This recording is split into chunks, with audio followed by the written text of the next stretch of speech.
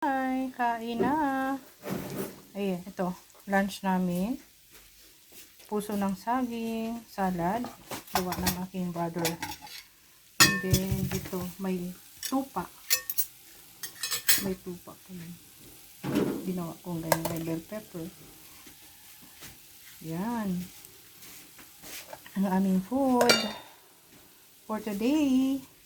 Ayan. Tsaka may rice kami, o diba? Plenty of rice. So, yan. Nilagyan ko yan ng bell pepper. Maraming onions at saka chili. Diba? Tapos ang bango na niya. So, yan na. Wala na siyang amoy.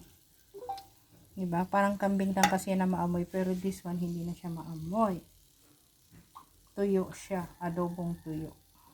At saka best combination with this.